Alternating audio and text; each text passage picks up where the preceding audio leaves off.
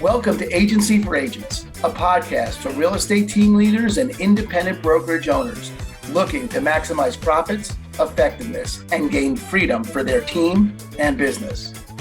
Your hosts, Christine Andreasen and Aaron Hendon, have been running one of the most successful real estate teams in the Seattle area for more than 8 years. They know building a winning team means finding ways to empower, nurture, train, and develop individual agents to discover their own power, their own agency.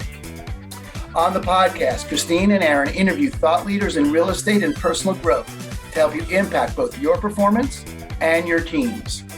We know it takes a lot, and leaders and brokers that crack that code reap the rewards of success greater than any they could ever achieve on their own.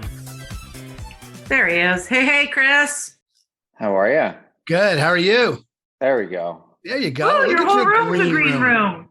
Yeah. Oh, yeah. It's very interesting what's going on here. I'm in the middle of selling this house, like my house, having open houses, all that other stuff, and all the production stuff I do on the side, like all at once. It's just been a mess. So, well, we can relate because we've all dealt with sellers, and that's what they deal with all the time. Nothing makes it not stressful. All right, Chris, welcome to the show. Thank you so much.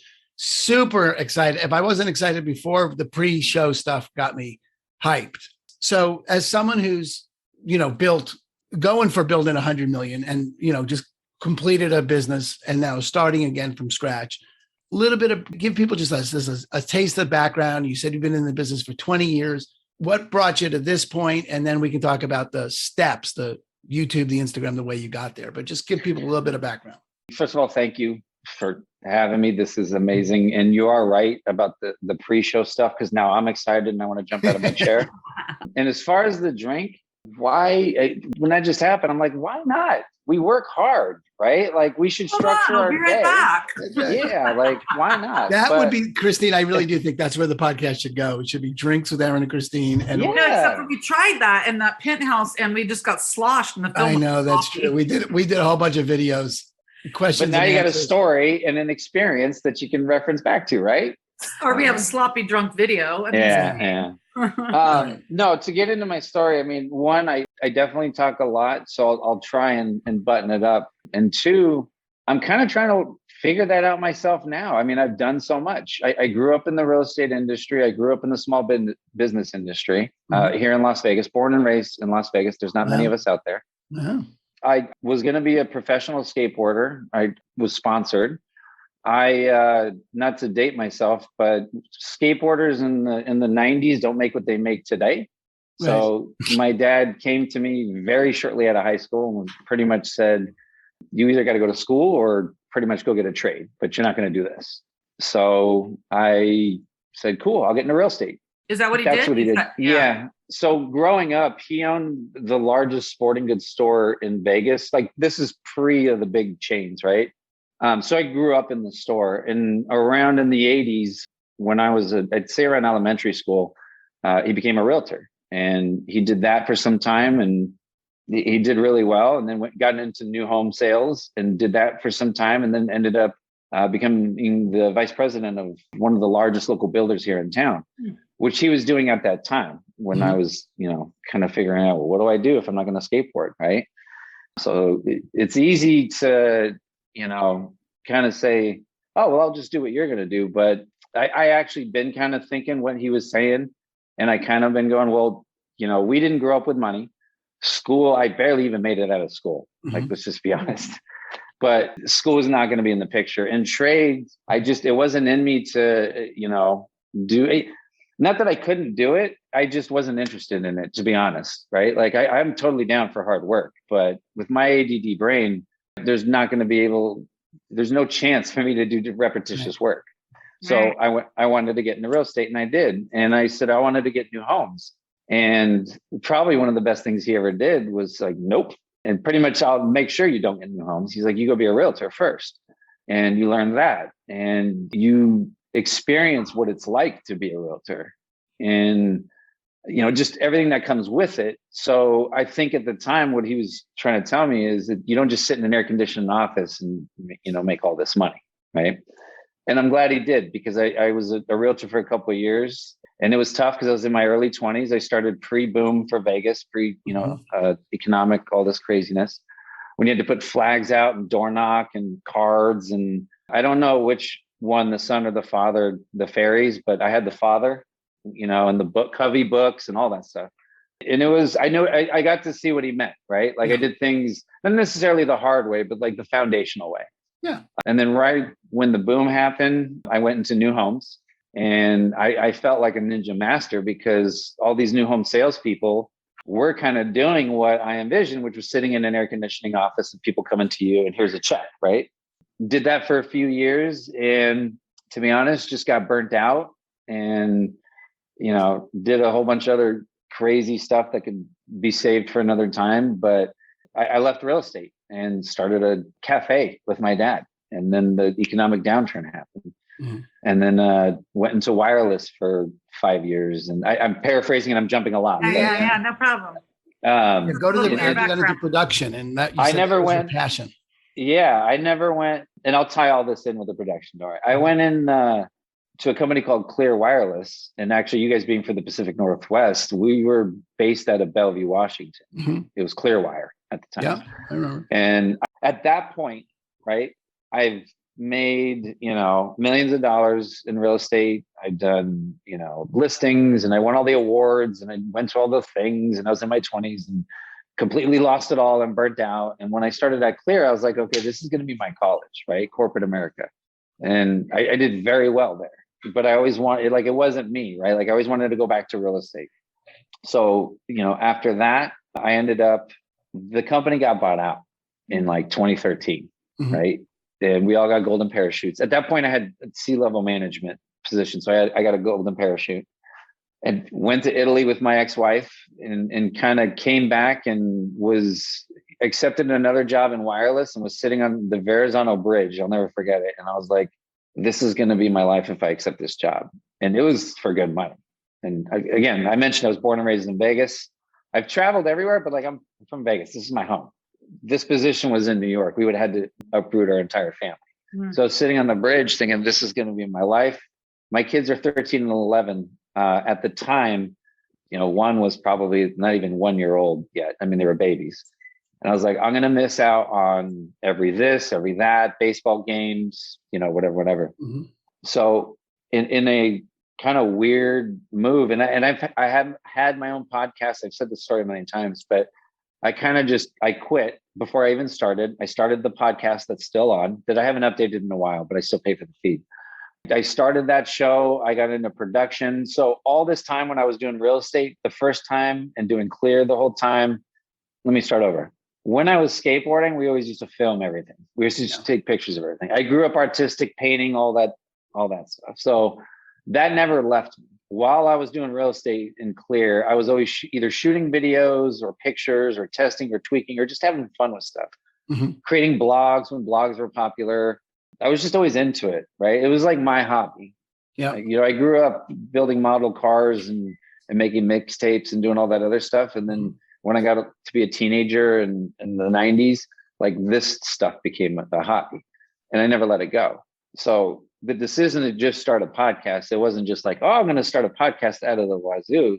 It was, it's part of the stuff I was passionate about, right? I kind of wanted to take everything I learned from Clear, from real estate, from production, put it all in on this podcast, sell ad space, or this is what I was thinking at the time, right? Like just all this stuff and make a run at it. And that golden parachute that I got from Clear gave me a runway to kind of have a year to kind of test and tweak, right? So I did, and it worked out great. And we started the production company based off that show.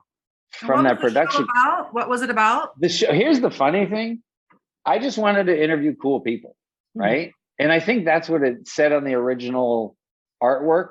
Mm. If you look, it was like a crappy selfie. It's on Google. It was a crappy selfie that I shot in the bathroom I did it on Microsoft, on my Lenovo that I had from Clear, right? And I just wanted to interview cool people. And I thought to myself, well, what could I talk about like ad nauseum that I'll never get bored at? And I wrote a list, and it was like business, real estate, entrepreneur stuff, production, YouTube, all this crazy stuff. And I kind of put, okay, well, entrepreneurs, cool people. And I forget what the third thing was. And so that's what it was. In the beginning, though, I realized as sloppy as my artwork was and all this other crap, I needed to build a brand, right? No different than being a new agent or a new business owner or a new podcast or a new YouTube channel or all the other stuff we could talk about, right?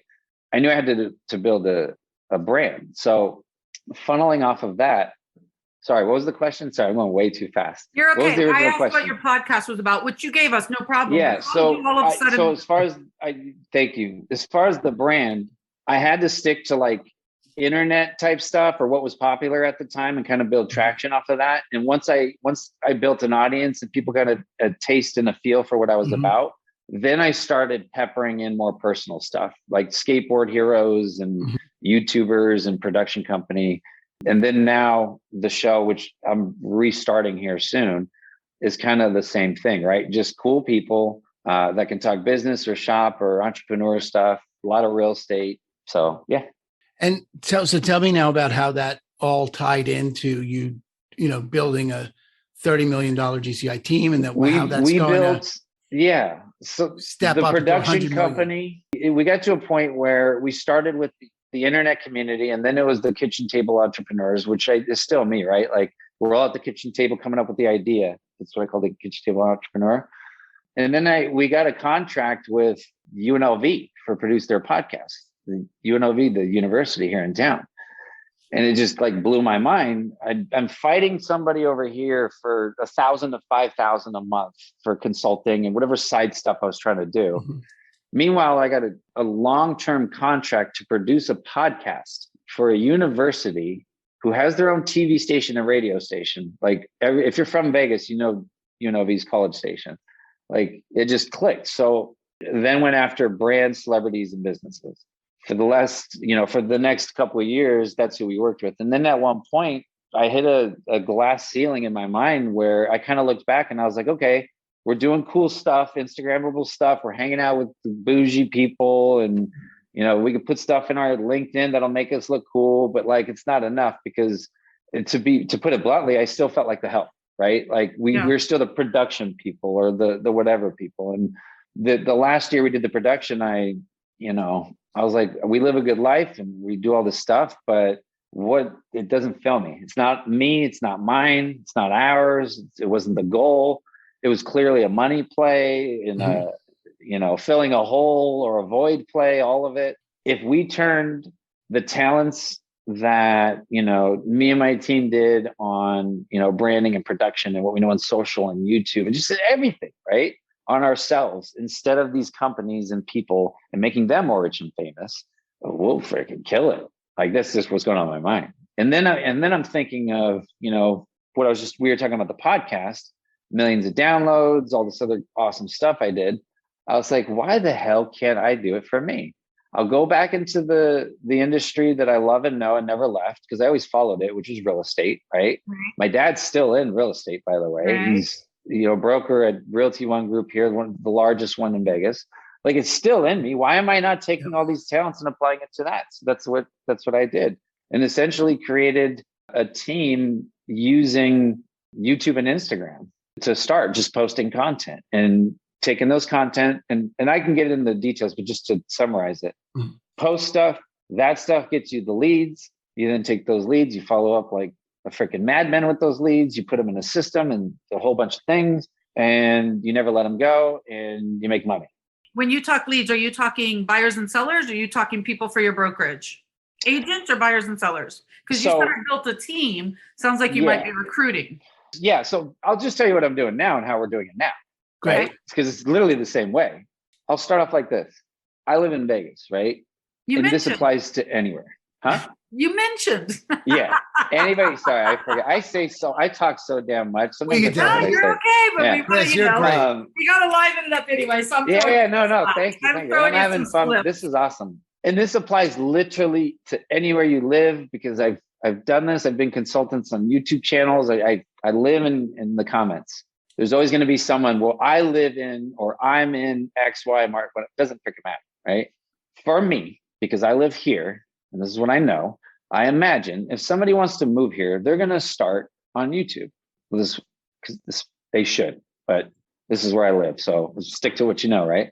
Right. And they're going to go and they're going to just start seeing like what's kind of going on with Vegas. They're not going to start looking up 3-bedroom, 2-bath, 1,300 square, all the details and all the crap that, most people in this industry tend to look at. Mm-hmm. They're going to start just feeling it out, right? They're still at their job with a 401k. They don't even know if they're going to do it. I make content for those people. I took essentially what was popular sometime back. Remember when like the mayor campaign was popular and everyone was like, maybe it still is, I don't know. But it's like you go and, this is the local this and the local that, and I'm your realtor and call me now, right? Yeah. I wanted to go way beyond that, like almost at a psycho level, and really show what is it like to live here, right? So in my real estate experience, and I glossed over a lot and I talk a lot, but I was the sales manager for Tri-Point Homes, used to be Pardee here in town, for 4 years. And before that, I did new home sales for a long time too. And I always thought I tried to take that mentality of a new home sales agent and also the mentality of the buyer who's just thinking about moving to Wichita, Kansas, or Bellevue, Washington, or Lubbock, Texas, whatever it is. Well, what's the approach, right? And I'm going to jump around. So hopefully you can stick with me because I'm going to try and do this in tandem. When you're in new homes, you're stuck, right? You're sitting on site. Unlike a realtor, when your 4 models don't work or they could take you to show anything else, like you got to kind of go, oh, sorry, goodbye. Like you're stuck. Yeah. So you got to be gangster at your neighbor. This is how I took it. Like I had to be so gangster at my neighborhood so that when that realtor and buyer walked in, or just anybody walked in, I was going to look like not only the man, but the person who should know their shit, right? That's where you get your dog groomed. That's where the dry cleaners is. That one has the best Chinese food. That one's you want good bread. By the way, the gas station, when you're coming home at night and you're like on E and you're like, could I time it? Like all those little nuances when you live in the community, when you're stuck on site somewhere, you learn all that stuff because you work, right? I tried to take that approach when I make content, right? So our channel is, everything's up, but it's all half-assed done. Like I'm doing everything the anti-way because it's mine, by the way. Like why not, right? It's moving to Las Vegas. It'd be like moving to Las.Vegas. Same thing with YouTube and everything will be that. If someone's going to say, hey, I want to move to Vegas, I make content on all those nuances as if I was sitting on site, right? Let me ask you something. So, yeah, I'm going to stop you just because I'm really curious. I want Please, to break it I'll down keep going. as you're going. Right? Please, I'll go as detailed as you want to be. You guys got to stop me. Okay, good. So now Las Vegas. That's a big ass city. Okay, correct. You can't be this gas station and this gas station and this gas station. That's not 7. That's not. However many Are buildings. you doing the top 10 gas stations in Vegas? Are you doing 15-minute videos, 5-minute videos, snippets? What is the format and the idea that really gets the most traction? Because it's a big city. You got it is. So it's how do you parse that down? When I used to say this number up until a couple of weeks ago when I saw the updated number, there was like 18,000 of us just in Vegas alone. Licensed. What's the updated number? Like 21 or 22 or something crazy like that. Yeah. Right? I just heard it and I'm like, oh my God. Like, what? Yeah. So, and we all know, only a percentage of that is actually doing the work. And it's still a lot of people and it's still Vegas and all that. Like every other town, the sections in the zone. So for Vegas, most people, I got to look at it in 2 lenses. I got to look at it as a tourist, as someone who doesn't know, which is someone like that. In my eyes, it's Henderson and Summerlin in Las Vegas. That's it. Right. And if you've been here a couple of times, then you can add in the Southwest. Yeah. Right. And if you've been here a couple more times, then you can add in the North like this. Right. Mm-hmm. So the content. So you break your city. This is for other people listening. You break your city down into I'm just trying to get it right. If someone's moving to your city, what do they normally think of and focus on that? Like, so for Seattle, there's Ballard, there's the neighborhoods, Ballard, Fremont, Wallingford. That would be that area. There's downtown, Belltown. There's Rainier. I mean, there's just a billion. And then there'd be a whole nother thing called the islands, right? Yeah. Right. Then there's the islands and there's the east side, all that. Okay. No, totally. And that's not even including like how close Oregon is and all the other like teeny towns all connecting all the way down the coast. Yeah. So you basically became the Vegas specialist. I mean, you became the guy who was the go-to Vegas on YouTube. That's what you're building. Yeah. It's awesome. Yeah. And here's the thing. Anybody can do that in their town. And here's my problem. I always want to get granular, but at some point you got to be pencils down and just start posting. Am I allowed to cuss? Yeah, sure. You just got to start posting shit at some point, right? Wait, you got permission to say shit? I thought you were going way bigger than that. Okay. What the fuck? Yeah, well, I just want to be respectful. Look, we had an event. If we had an event at my house, I got to show this flyer. I'm sorry. After your event, I got a question for you. Show us your flyer. It's called Fuck It, Just Post It. Post it. I love it. Yeah. So and we put the asterisks out. But when you're making content to Vegas and like, I can go granular, but at some point you just got to post it. So you got to start somewhere. Even someone who's been doing this a long time. I watch some of these bigger YouTubers that, that are in Vegas too, that are posting content, and I'll watch them. They get stuck doing like house tours only. Yeah. They get boxed into doing house tours, or they get boxed into doing X, Y, and Z. So give me an example of a video that got traction about and how long it was and how long it took you to make it on YouTube. Because YouTube is generally thought of 5 to 10 minute at least in length, where it depends on what your approach is. Are you approaching it from for lack of better words, like a tactile way of, I want AdSense and this and SEO and all this other stuff, or I just want to post good content? Well, isn't that what you're saying? Just post? Yeah. So I'll reference the podcast when I originally started.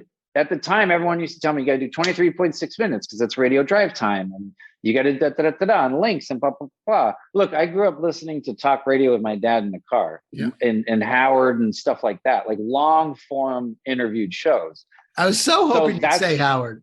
Yeah, I'm from New York, and I used to get up specifically in the morning at 6 a.m. to start work so I could start with his drive show when he was at the very beginning, before he was way before Sirius. Way. In 93 or 94, when he came to Vegas, because my family's all East. I'm from Vegas, but my family's all East Coast. Wait, New York, New You're Jersey, from Vegas? Born and raised, in case you didn't know. I'm talking listening to Howard. These people, they jump on late on these podcasts. So in case they're like, where's this guy who doesn't shut up? Where's he from? Hey, I got a question. You got to promote your city. How much are you doing like on Instagram and TikTok, or are you the YouTube go-to? How about this? Let me kind of explain what I'm doing now, what's coming now. And people can actually literally watch it unfold as I'm doing it, right? So I'm going to steal everything you're doing. The content that I'm posting, you could steal anything you want, by the way. The content that I'm posting, when I look at Vegas or any city, kind of going back to that, it's like, well, what do these people care about? So I look at the zones, and then I kind of search YouTube and Instagram and TikTok, and I see, okay, well, what are people looking at? Well, right now they like food stuff and they like unique stuff. And then I just start shooting content and posting it. I don't really think about it. Posting it. I know that sounds silly. Always on YouTube or IG, TikTok? I'm a firm believer in, like, you learn a language, you learn it really well. And until you know that language, don't go learn another language, right? All right, good. Like, I know I could speak English. We all know this by now. I want to learn Spanish. I'm currently trying to learn Spanish, right? So you're saying you're mastering your game. So you should know, exactly. So like, I know YouTube like I know English. Before anybody, even if you know nothing. Like, I want to learn, where do I start? I hear TikTok is popular now, Instagram, I need to do video. Look, it all works. Like, I've been in this business long enough. There's trends and waves that you just shift with the market. Pick the one that's easiest for you, that doesn't give you anxiety, right? Like, pick the one that's going to be most natural to you. Well, so for me, it was YouTube because of, my background, right? So I just started making videos, going back to the first thing, including this thing. I'm just going to start making videos on what I think people want to know about and what it's like living in Vegas as someone who knows this market, not as a realtor, not as someone who has a team, not trying to get clicks, not trying to get leads. I swear, I'm just trying to like put out good stuff. So you just did organic stuff. You weren't into hashtags and SEOs and back end. You were just organic. Now, that's not to say that doesn't come into the picture. Yeah. Once I start figuring out my voice and what I'm doing, right? Yeah, good. Because of course we could talk about TubeBuddy, and I can get real like technical, and I can give you some keywords, and I can definitely give people actionable steps. But I think the thing people are most missing, or the anxiety that people are getting that I'm hearing all the time. I was just in a sales meeting this morning talking about this, is where do I start? I got to do it all. not to bring it back down to basics. If you're watching this and if you made it this far with my talkative ass, you're interested in video and you want to know about YouTube, right? And you want to know how to build, hundreds of millions in GCI using, these methods. Just start recording stuff. You don't even have to talk in it. Just start doing these pan shots, right, of these, and just put together a story in your mind that has a beginning, a middle, and an end. So I'll give like a super easy layup that I give every single day. I just told a room of 100 agents this morning. Go visit homes. Start recording the homes. Wherever you live, there's houses. If you have MLS access and whatever the laws are, and I'm not even going to get into that, but if you can do it, go visit MLS houses. If you got new home sales, sites where you can go visit models, absolutely go visit those. Even if it's just neighborhoods, and you just start posting the houses, right? I'm talking at the most granular level, someone who does not want to even say anything, right? Post that. When you post that, keep in mind, there should always be a story, a beginning and a middle and an end. You're not just posting clips of cool houses. I don't want to ruin my setup. I can tilt. I got this YouTube running with real estate channels going on because I love what other people are doing and I just get inspired. And it's all the same stuff, right? It's B-roll or it's, a house tour or whatever. How about create a story, right? Show the neighborhood. Again, going back to that new home mentality. Here's what the neighborhood looks like, 30,000 foot view. Here's what the local target looks like. Then show the community. Here's the streets, the parks, whatever's in the community. Then the house. And then you see how you're just zooming in on Sure. Without even saying anything. You guys probably imagined whatever community in your neighborhood just doing that, right? So once you get comfortable telling story and a beginning, what's the point, right? We could talk about this whole setup and why it's here. The whole point of the Brokers Open for selling this house is for what? Technically to sell the house and network and all that. But even beyond that, they're freaking boring.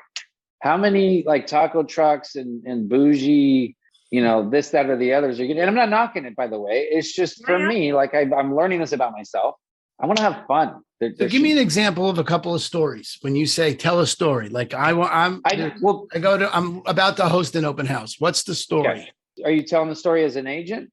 Yeah. Well, one of the easiest layups is what it's like to host an open house and what goes into it, right? So you could take pictures. Again, you can either talk, you could do selfie. It doesn't matter. Tell the damn story, right? But what goes into doing an open house?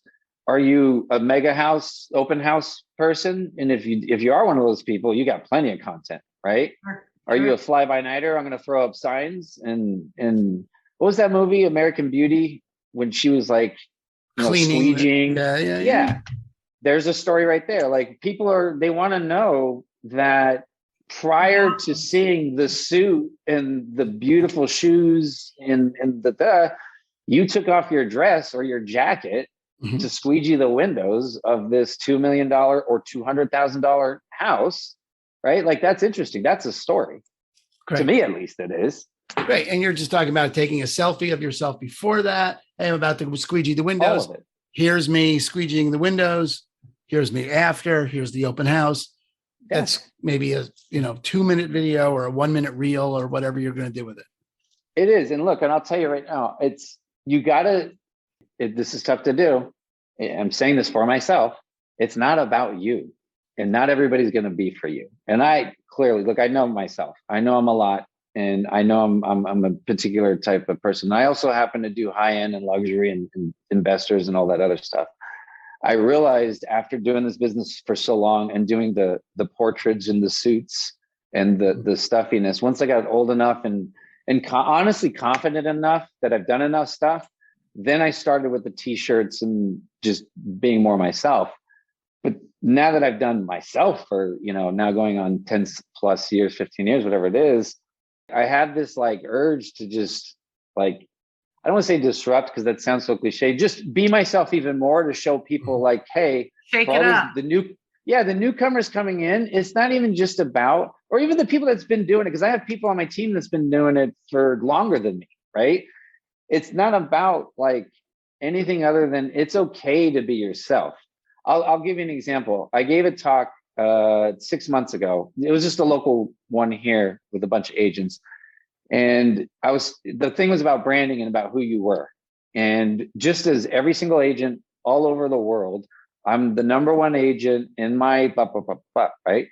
And this kid stood up and I go, well, who do you want to be? And he's like, well, I want to be this. And I go, do you think you're going to be that, or are you that now? And he's like, hell yeah. And I go, are you sure?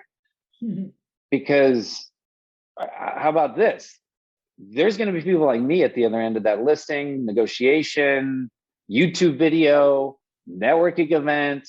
Like, are you hungrier than me? Because it was like 7 something in the morning. It's 7:30. I'm up here screaming like I'm doing now, right? And with such passion, and you're still waking up with a donut, right? And I'm your competition. Like, so I bring that up because I'm able to be this because I'm just, I'm confident, and I had to rip the Band-Aid and realize it's not about me, right? And just make content for what I think people would like, not what's based on anything else, right? Who the hell are you? Like, honestly, like, you really got to think about that. Are you really luxury? I've talked to people just to talk about, and I'm only saying luxury because I see Lux behind your head, and I'm very visual. Yes, and I know luxury. Like, I've talked to people who are like amazing, and they've been in the business for a long time at luxury. And I've been on this kick now for the last 2 years of who the hell are you and branding and all that.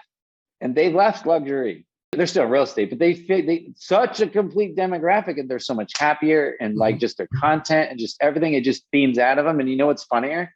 They actually, I think, make more. I don't know their numbers, like they're true, but based on what I know about this person, I want to say they're doing a lot more because they're doing volume, and that's a whole nother different demographic. The point being is, after so many years, like myself, right, doing real estate before and then going in corporate, I took off the quote unquote suit, and then it was just me, but still continued to be me. So going back to the story, hopefully I can loop it all now back in content, right?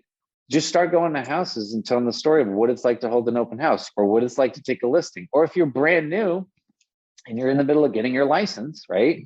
And you're figuring, like, shit already.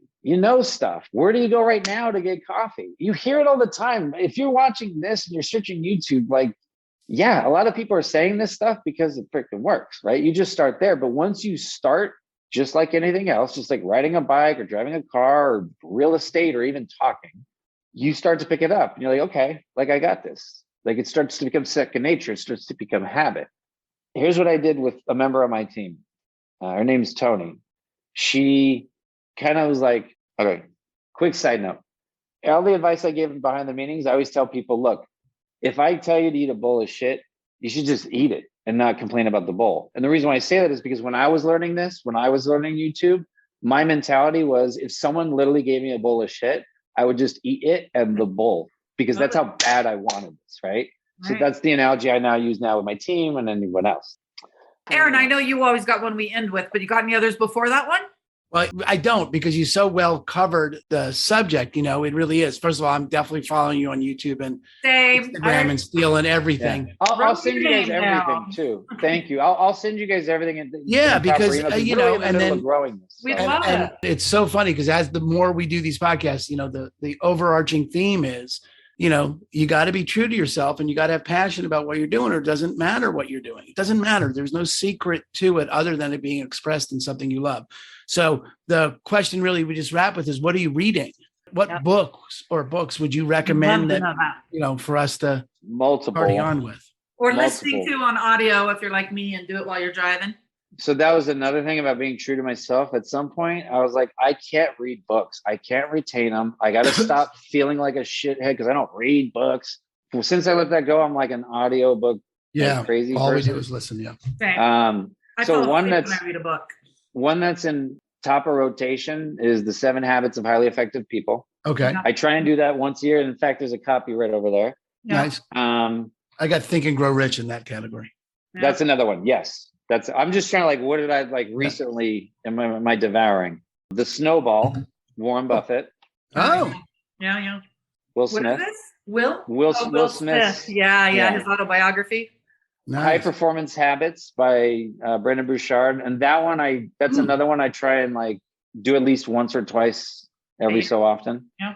And then my favorite one right now is not a new one, is Atomic Habits. I'm so into Atomic Habits now. I didn't like it the first time I read it, but I'm on his email list, his newsletter. Yes. Once a week. And it's like, oh, this guy's freaking brilliant. It's mind-blowing, right? Yeah. We put the Valley of Despair into our training that we do. The little, Seth Godin calls it the dip. He's got it as the Valley of Despair. And brilliant. Right there with you. Well, Chris, man, thanks for the mind dump. And I know that thanks for the therapy session. My God. No problem. I know we'll be connected for a long time. I have a real kinship for what you're building and our sartorial choices. And look forward to look at very nice.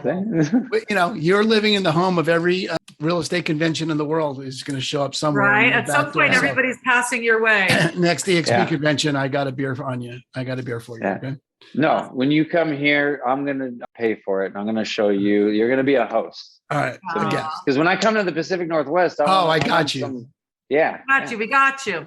Thank you so much. All right, man. Well, real pleasure. Thank you so much. And we'll talk to you later. Thank you for tuning in to another episode of the Abundant Life Podcast, brought to you by Christine & Company and eXp Realty, the global online brokerage powered by top agents and cutting-edge technology. If you liked what you heard, consider subscribing wherever you listen to podcasts. Your hosts have been award-winning brokers Christine Andreasen and Aaron Hendon. For more on them, visit christineandcompany.com.